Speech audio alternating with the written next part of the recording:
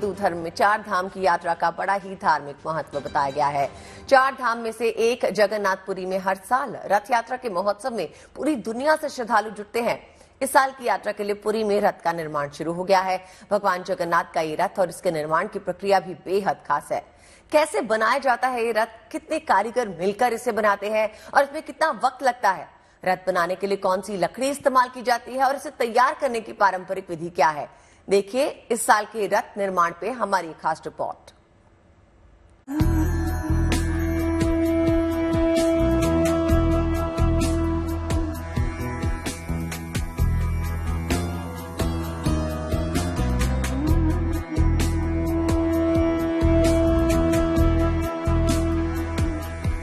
तैयार हो रही है भगवान जगन्नाथ की सवारी। पुरी में दिखने लगा है रथ यात्रा का उल्लास। पुरी में भगवान जगन्नाथ की रथ यात्रा ऐसा उत्सव है जिसका हर हिंदू पूरे साल बेसब्री से इंतजार करता है। ये वो महापर्व है जब पूरे संसार के स्वामी भगवान जगन्नाथ स्वयं रथ पर निकलते हैं। रथ यात्रा में भगवान अपने बड़े भाई बलभद्र और बहन सुभद्रा के साथ विशालकाय रथ पर गुंडीचा मंदिर जाते हैं। रथ यात्रा एक भव्य आयोजन है और इसके साक्षी बनने के लिए पूरी दुनिया से भगवान जगन्नाथ के भक्त पुरी पहुंचते हैं। इस साल 9 दिनों का ये महापर्व 29 जून से शुरू होकर 7 जुलाई तक चलेगा। भगवान के रथ का निर्माण भी एक बेहद जटिल प्रक्रिया है और इसे पूरे विधि विधान के साथ ही बनाया जाता है। रथ का निर्माण अक्षय तृतीया के दिन शुरू हो जाता है। रथ बनाने के लिए आज भी सैकड़ों वर्षों से चला आ रहा पारंपरिक तरीका ही अपनाया जाता है। सबसे पहले मंदिर के पुजारी रथ बनाने वाली लकड़ियों का चुनाव करते हैं।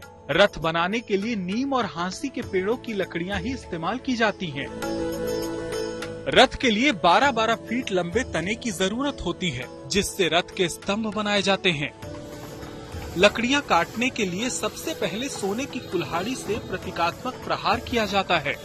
इस कुल्हाड़ी को भगवान जगन्नाथ की प्रतिमा से स्पर्श करने के बाद ही काम का शुभारंभ होता है। फिलहाल पुरी में रथ के पहियों के मध्य भाग का निर्माण चल रहा है। इस मध्य भाग के बाद सबसे पहले रथ के पहिए तैयार किए जाएंगे। तीनों रथों के लिए 42 पहिए बनाए जाते हैं।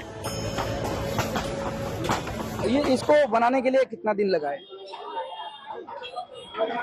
इसको 42 तुम बनाते तो पहले तुम का काम बनता है। तुम के बाद इसके और लगेगा और पोई लगेगा इसमें। ये कहाँ पे लगता है रथ का? ये रथ का पूरा मझला ऐसा है। चक्का जो बनता है, चक्का का मझला ऐसा है। इसमें स्पोक लगेगा जो आप समझते हैं। उसके बाद उसका ऊपर फिर पहिया लगेगा। 4 पहिया लगने से ये पूरा चक्का बनेगा। एक तुम बनाने के लिए कितना टाइम लगता है? इसे हम लोग तो पहले काटते रहते हैं। ये फांसी का काट आता है, बहुत तकलीफ होता है काटने में। इसे एक गंडी देने में करीबन 2 घंटा लग जाता है काटने में। ये लकड़ी स्पेशल एक ही पेड़ का है या फिर दूसरे पेड़ का? जी, यही फांसी का पेड़ है। यही पेड़ ही बनता है यही चक्का तुम के लिए। हर साल यही फांसी का पेड़? हाँ जी, अभी ये परीक्षा हो गया है तो हमें जो परंपरा के हिसाब से बन रहा है यही पेड़ आता है। तो यही पेड़ पहिया के लिए तुम बनाया जा रहा है। तीनों रथ तैयार करने में पूरे 58 दिन लगते हैं। हर रथ के लिए तय संख्या में कारीगर काम कर रहे हैं। रथ बनाने के लिए कितना दिन लगता है? रथ बंधन के लिए 58 दिन लगता है। पूरा 58 डेज। हाँ, और यात्रा कितना कारीगर यहाँ काम? मेरा लोग अभी तो मेरा तीनों रथ का लोग है 77 लोग। 77 नंदीवसों का 26, बलभद्र का 26, माँ सुभद्रा का 25, 77 लोग लेके हम काम कर रहे हैं। पुरी के भगवान जगन्नाथ की महिमा अपरंपार है। हिंदू देवी देवताओं की मूर्तियां पत्थरों और धातुओं की बनाई जाती हैं, लेकिन भगवान जगन्नाथ एकलौते देवता हैं जिनकी मूर्ति लकड़ी की बनी होती है। मान्यता है कि इस लकड़ी की मूर्ति में भगवान का दिल आज भी धड़कता है। इस संसार में अवतार लेने के बाद भगवान की लीलाएं भी अलौकिक हैं। वो बीमार भी पड़ते हैं, औषधियों से ठीक होते हैं और पूरे जगत का कल्याण करने के लिए रथ पर निकलते हैं। पुरी हिंदुओं के 4 धाम में से एक है। पुरी की तीर्थ यात्रा जीवन को सफल बनाने का मार्ग खोलती है। रथ यात्रा में शामिल होना अत्यंत शुभ फलदायी होता है। रथ खींचने का मौका मिल जाए तो लोग इसे सौभाग्य समझते हैं। रथ के निर्माण की प्रक्रिया शुरू होने के साथ ही पुरी में रथ यात्रा के महापर्व के रंग दिखने लगे हैं। अब लोगों को उस पल का इंतजार है जब भगवान नए रथ पर सवार होकर अपने भक्तों को आशीर्वाद देने उनके बीच पहुंचेंगे। तो यहाँ 77 लोग अभी मौजूद हैं और ये काम कर रहे हैं और ये काम 58 दिन लगेगा और 58 दिन के बाद ये काम खत्म होगा और फिर जगन्नाथ जी, बलभद्र और सुभद्रा जी इसके ऊपर आएंगे, बैठेंगे और मौसी मां मंदिर जाएंगे और रथ यात्रा फिर होगा। रथ यात्रा होगा और रथ यात्रा में काफी लोग यहाँ फिर भीड़ जमाएंगे और रथ यात्रा देखेंगे। पुरी से अजय कुमार, GNT। चलिए अब बात उत्तराखंड में चल रही चारधाम यात्रा में आस्था के सैलाब की कर लेते हैं। चारधाम यात्रा धीरे धीरे पटरी पर लौटने लगी है। श्रद्धालुओं की अपार भीड़ के चलते यात्रा की शुरुआत में जो व्यवस्था चरमरा सी गई थी उसे काफी हद तक दुरुस्त कर लिया गया है। वहीं चारधाम तीर्थ यात्रियों के लिए गुड न्यूज आई है। अब पंच केदार में से एक मध्य महेश्वर धाम के कपाट भी खुल गए हैं। सोमवार को मध्य महेश्वर धाम के पुजारी ने पूरे रीति रिवाज के साथ पूजा अर्चना कर धाम के कपाट खोले। पंच केदार भगवान शिव के 5 मंदिर हैं जिन्हें पांडवों ने बनवाया था। इनमें से केदारनाथ धाम समेत 3 शिव मंदिरों के कपाट पहले ही खोले जा चुके हैं, जबकि एक मंदिर साल भर खुला ही रहता है। अगले 6 महीनों तक मध्य महेश्वर अब अपने भक्तों को यहीं दर्शन देंगे। तो चलिए आपको दिखाते हैं अभी चारधाम यात्रा के क्या हाल है और प्रशासन यात्रा को लेकर जो दावे कर रहा है उसमें दम कितना है।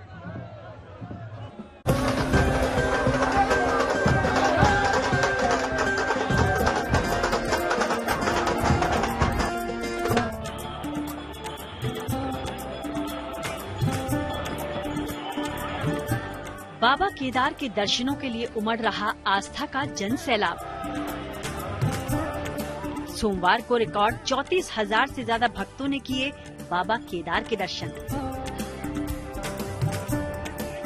केदारनाथ धाम में दर्शन करने वाले तीर्थ यात्रियों का आंकड़ा अब तक 3 लाख पार कर चुका है। चारधाम यात्रा की शुरुआत में दिखी अव्यवस्था के बाद प्रशासन ने क्राउड मैनेजमेंट के लिए पुख्ता प्रबंध किए हैं, लेकिन भीड़ इतनी है कि कई बार इसे नियंत्रित करना चुनौती बन जाता है। भीड़ को देखते हुए यात्रा रूट के पड़ाव श्रीनगर में भी यात्रियों को रोकने की व्यवस्था की गई है।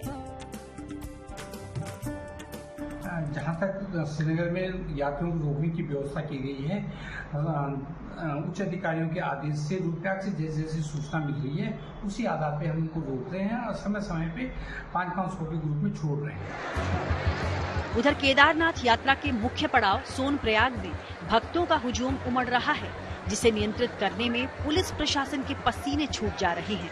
बैरिकेडिंग की मदद से पहले उन्हें एक जगह रोका जा रहा है, फिर यात्रा मार्ग पर भीड़ का दबाव कम होने पर ही उन्हें आगे भेजा जा रहा है।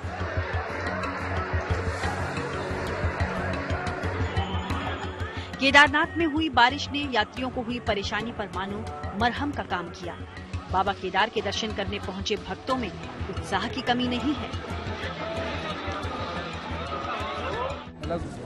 यहाँ बहुत बढ़िया वो है, पार्किंग सब मतलब बहुत अच्छी व्यवस्था है यहाँ पर। जैसे सोनप्रयाग से पार्किंग करो, आगे टैक्सी की व्यवस्था अच्छी है, ऊपर खाने पीने के लिए बहुत अच्छा है। बहुत ही अच्छे से और बहुत ही सुगम तरीके से मुझे यहाँ बाबा के दर्शन मिले हैं। प्रशासन भी एकदम चुस्त दुरुस्त है यहाँ का और हर चीज की व्यवस्था अच्छी है।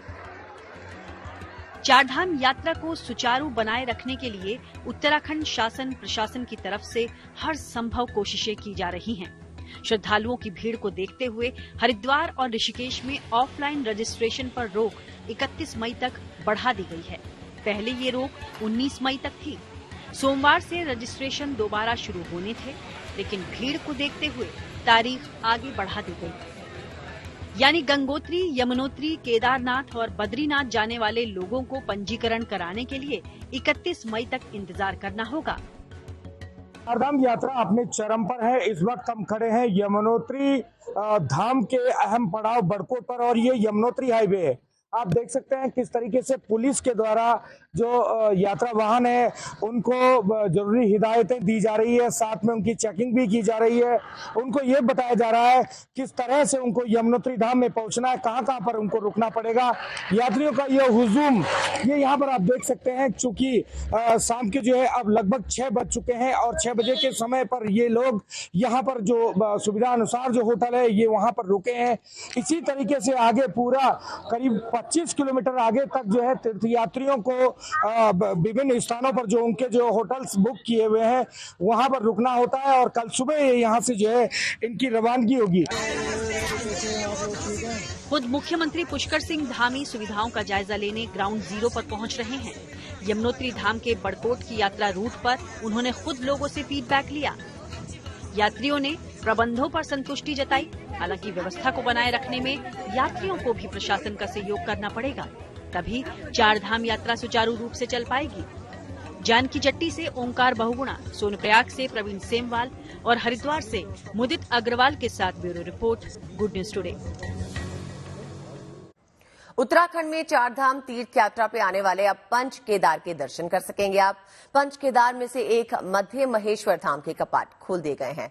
सोमवार को मध्य महेश्वर धाम के पुजारी ने पूरे रीति रिवाज के साथ पूजा अर्चना कर धाम के कपाट खोल दिए। पंच केदार भगवान शिव के 5 मंदिर हैं जिन्हें पांडवों ने बनवाया था।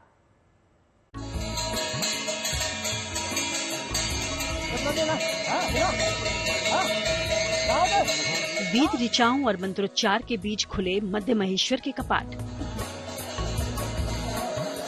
सैकड़ों श्रद्धालुओं ने पूजा अर्चना, जलाभिषेक कर की विश्व कल्याण की कामना। पंच केदार में से एक द्वितीय केदार भगवान मध्य महेश्वर के कपाट पारंपरिक रीति रिवाज के साथ खोल दिए गए हैं। सोमवार की सुबह 11:15 बजे मध्य महेश्वर धाम के प्रधान पुजारी टी गंगाधर लिंग ने पूरे विधि विधान के साथ पूजा अर्चना कर मंदिर के कपाट खोले। अगले 6 महीने तक मध्य महेश्वर अब अपने भक्तों को यहीं दर्शन देंगे। भगवान अपना मंदिर में विराजमान हो गए थे। पहले भगवान का परिक्रमा हुआ, उसके बाद भगवान अपना पूजा बर्तन की देखभाल देख लिया था। इसके बाद भगवान जी का अंदर विराजमान हो गए भगवान का डोली। मध्य महेश्वर धाम के कपाट खुलने के साथ ही रुद्रप्रयाग और चमोली जिले में स्थित 5 केदारों के कपाट खुल चुके हैं। सबसे पहले केदारनाथ के कपाट खोले गए, फिर तुंगनाथ और रुद्रनाथ और अब मध्य महेश्वर धाम के कपाट भक्तों के दर्शन पूजन के लिए खोल दिए गए। जबकि पंच केदार में से एक कल्पेश्वर धाम के कपाट साल भर खुले रहते हैं, कभी बंद नहीं होते, यानी अब भक्त पंच केदार के दर्शन कर सकते हैं। मध्य महेश्वर धाम रुद्रप्रयाग जिले में चौखंबा शिखर की तलहटी में स्थित है। ये मंदिर 11,470 फीट की ऊंचाई पर है। मध्य महेश्वर धाम में बैल रूप में भगवान शिव के मध्य भाग के दर्शन होते हैं। यहाँ न्याय के देवता के रूप में इनकी पूजा की जाती है। दक्षिण भारत के शैव पुजारी केदारनाथ की तरह यहाँ भी पूजा करते हैं। पौराणिक कथा है कि शिव पार्वती ने मधुचंद्र रात्रि यही मनाई थी। केदारनाथ, तुंगनाथ, रुद्रनाथ की तरह ही मध्य महेश्वर धाम के कपाट भी सर्दियों में 6 महीने तक बंद रहते हैं। इस दौरान भगवान मध्य महेश्वर ओंकारेश्वर मंदिर में विराजमान रहते हैं। रुद्रप्रयाग से प्रवीण सेमवाल के साथ bureau report, good news today.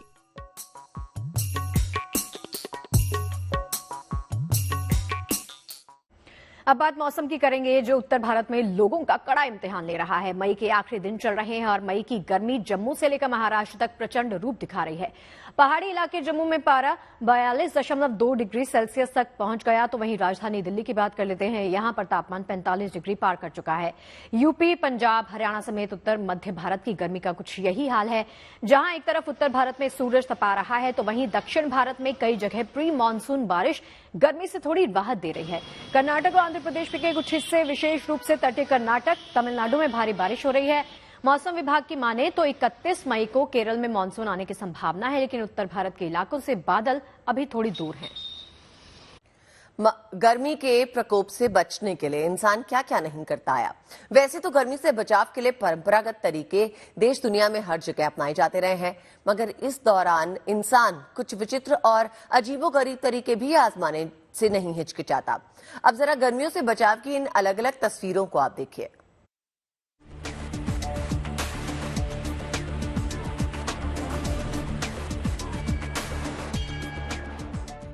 देश के एक बड़े हिस्से में गर्मी इस वक्त जोरदार तरीके से अपनी मौजूदगी दर्ज करा रही है। ज्यादातर जगहों पर हीट वेव, उमस और चिलचिलाती धूप से लोग हलकान हैं। काशी की धरती पर गर्मी बेतहाशा हो रही है। इंसानों के साथ जानवर भी गर्मी अटैक को झेल रहे हैं। वहीं इसे इंसानी आस्था का ही नाम दिया जाएगा कि भगवान को भी मनुष्य स्वरूप में मानते हुए उन्हें गर्मी की आंच से बचाने के लिए वाराणसी के कई मंदिरों में एसी और कूलर लगा दिए गए हैं। इस समय तो गर्मी लगभग टेम्परेचर 44-45 डिग्री चल रहा है और उससे बचाव के लिए हम लोग भगवान के लिए पंखा और कूलर, भगवान को सूती वस्त्र धारण कराया गया है जिससे गर्मी से बचा जाए। दरअसल काशी में गर्मी का पारा अपने पुराने रिकॉर्ड को तोड़ते हुए आगे बढ़ रहा है। यही वजह है कि गर्मी से बचाव के लिए एसी, कूलर, पंखे के साथ भगवान को सूती वस्त्र और प्रसाद भोग भी मौसमी फल का लगाया जा रहा है। अब की बार बहुत ज्यादा ही गर्मी पड़ रही है। पिछले साल की अपेक्षा इस साल तपन, उमस यह सब बहुत ज्यादा है और मंदिरों में भगवान को एसी है और पब्लिक के लिए कूलर की व्यवस्था की गई है और परिक्रमा परिसर में जो है हरे टाट का जो है व्यवस्था छाया किया गया है और लोगों को पानी पीने के लिए वाटर कूलर का प्रयोग लगाया गया है जिससे आम जनता जो दर्शन करने आती है उनको शुद्ध पानी का ही प्रयोग हो सके। तापमान चढ़ा हुआ है, ऐसे में शहर दर शहर ऐसे ही बचाव की तरकीबें आजमाते लोग दिख जाएंगे। वहीं गर्मी की बेतहाशा मार बेजुबान भी झेल रहे हैं। जूनागढ़ के सक्कारबाग चिड़ियाघर की ये तस्वीरें हैं जहां घूमने घामने चिड़ियाघर देखने के लिए लोग गर्मी के मौसम में पूरे एहतियात के साथ अच्छी खासी तादाद में आ रहे हैं। मगर चिड़ियाघर के बाड़े में बंद ये जानवर गर्मी को झेलने के सिवाय कुछ कर नहीं सकते। इसलिए जू प्रशासन ने इन जंगली जानवरों को धूप से बचाने के लिए जहां बाड़े का ज्यादातर हिस्सा ग्रीन नेट से कवर कर दिया, वहीं गर्मी के मौसम में मांसाहार के साथ साथ शाकाहारी जानवरों के लिए भी पीने के पानी और डाइट पर खास तवज्जो दी जा रही है। यही नहीं, पिंजरे और बाड़ा परिसर में रखे गए जानवरों के लिए बर्फ की बड़ी क्यूब्स डालकर उन्हें ठंडक महसूस कराने की भी कोशिशें जारी हैं। जाहिर है गर्मी के बढ़ते प्रकोप में इंसान अपनी बुद्धि का इस्तेमाल कर खुद के लिए ही नहीं बल्कि जानवर और यहाँ तक कि भगवान को भी इसकी तपिश से बचाने की जद्दोजहद कर रहा है। उसे एहसास है गर्मी से लड़ने के लिए सावधानी ही सबसे बड़ा बचाव है, मगर कहीं कहीं उसे ईश्वर के आशीर्वाद की भी आस है। वाराणसी से रोशन जायसवाल और जूनागढ़ से भार्गवी जोशी के साथ bureau report, good news today. देश में पड़ रही भीषण गर्मी के बीच में कई जगहों पर राहत की बारिश हो रही है। कहीं मौसमी पश्चिमी विक्षोभ की वजह से तो कहीं प्री मानसून इफेक्ट देखने को मिल रहा है। तो चलिए आपको कुछ शहरों में हुई राहत की बारिश दिखाते हैं जिससे गर्म माहौल ठंडा ठंडा कूल कूल सा हो गया है।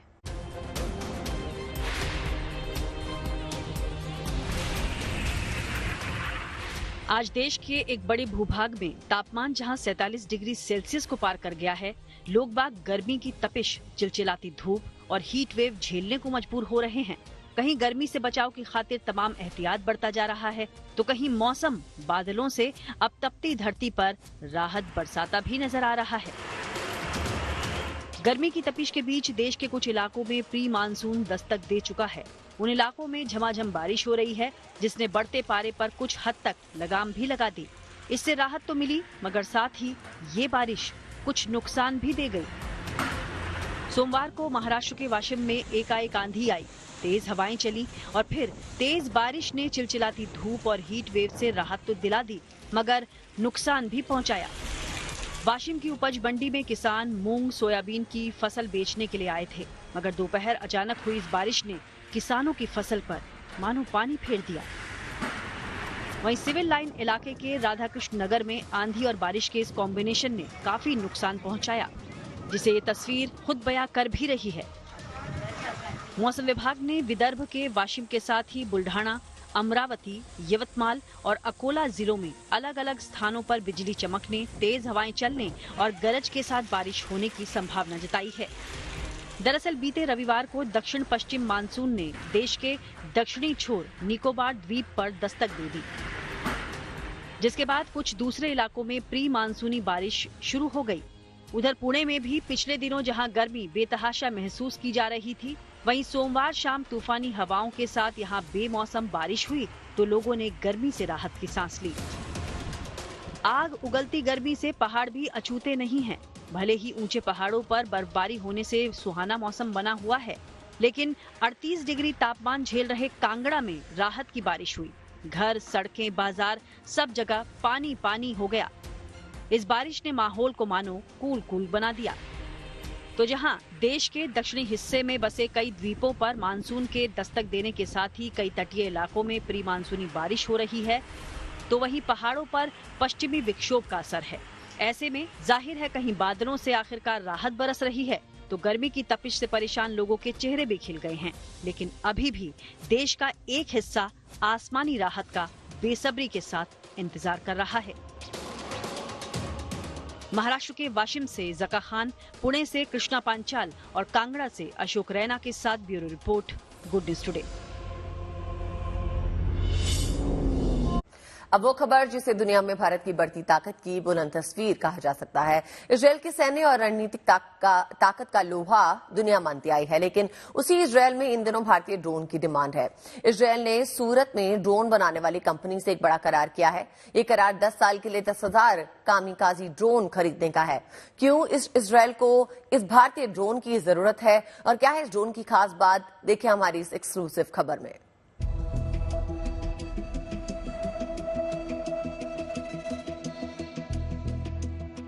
हवा में उड़ान भरते ड्रोन ने भारत की युवा शक्ति को नई उड़ान दी है, जिसका सबसे ताजा प्रमाण है तकनीक की दुनिया का शहंशाह इजरायल, जिसने सूरत की कंपनी के साथ 10 साल तक सालाना 1000 ड्रोन खरीदने का करार किया है।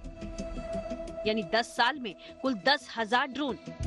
कामाकाजी ड्रोन, ये जो आप देखेंगे तो ये जो है बहुत ही महत्वपूर्ण है और इसी ड्रोन को इजराइल की कंपनी भारत से खरीदेगी, आगे सूरत से खरीदेगी। ये जो ड्रोन है इसको विशेष प्रकार से तैयार किया गया है। हम आपको हाथ में लेकर ही बताने की कोशिश कर रहे हैं। जैसे कि इस ड्रोन में आगे देखेंगे तो आप यहाँ पर कैमरा लगा हुआ है, ये देखिए कैमरा लगा हुआ है, और इसके बाद सांकेतिक रूप से यहाँ पर एक मिसाइल दिखाई गई है कि ये किस तरह से युद्ध की परिस्थिति में किस तरह से ये काम कर सकता है।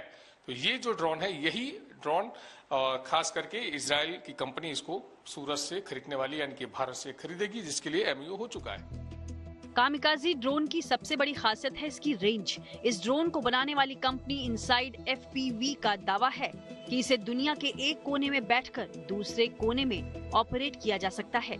इसकी यही खासियत इसे जंग के मैदान का बेहद खतरनाक हथियार बनाती है।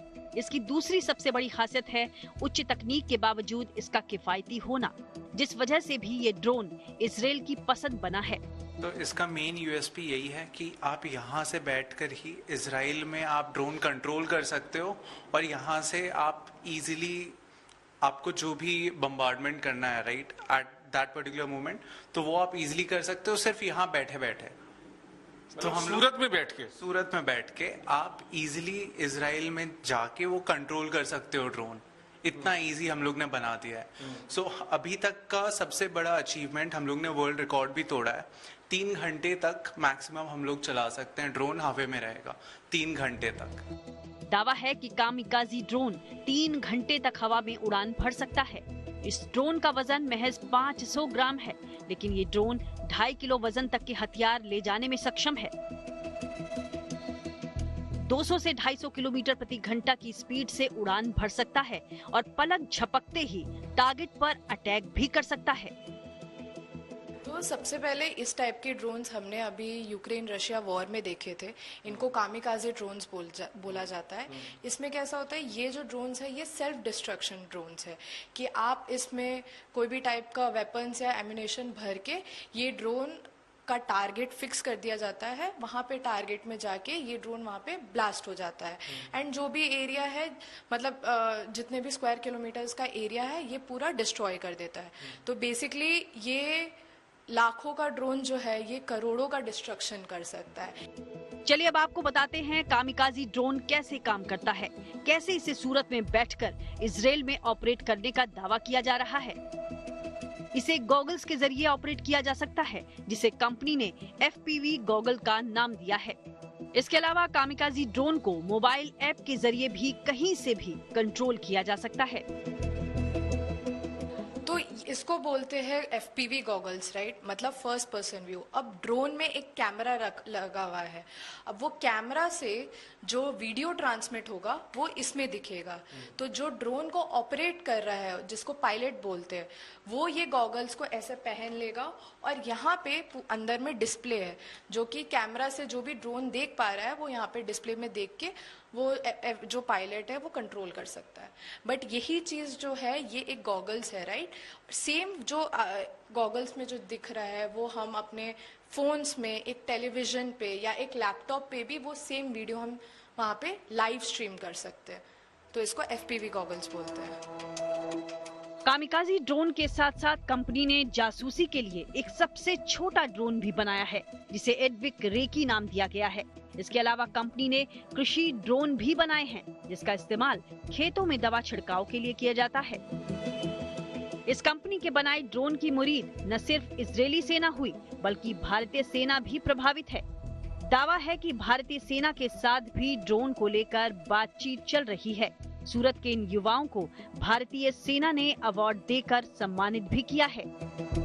सूरत से ब्रिजेश दोषी के साथ bureau report, good news today.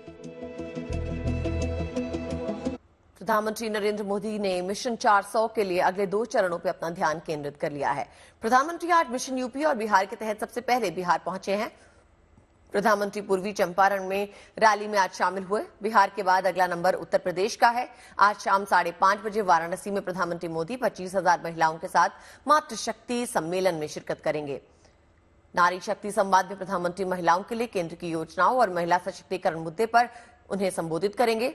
25,000 महिलाएं इस कार्यक्रम में शामिल होंगी जिसमें अलग अलग वर्ग की महिलाएं होंगी। काशी से तीसरी बार नामांकन करने के बाद प्रधानमंत्री नरेंद्र मोदी दोबारा अपने संसदीय क्षेत्र पहुंचने वाले हैं। वाराणसी में 7वें और अंतिम चरण में 1 जून को मतदान है, लिहाजा प्रधानमंत्री मोदी का आज का दौरा खासा अहम माना जा रहा है। और चलिए इसी के साथ पहुंच गए हैं लंच टाइम के इस अंतिम पड़ाव पर, जहां पर आपको दिखाएंगे किसी महान शख्सियत की कही बात। देख लेते हैं आज का विचार।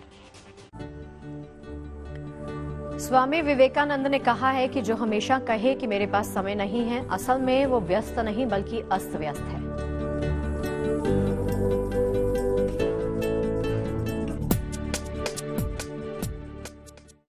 उम्मीद करते हैं खबरों के इस लंच टाइम में आपको पेट भर जानकारियां मिली होंगी। और चलिए इस वादे के साथ छोड़ जाते हैं कि मुलाकात होगी आप सभी के साथ लंच टाइम में। कल एक बार फिर से अपना ख्याल रखिए और देखते रहिए जी।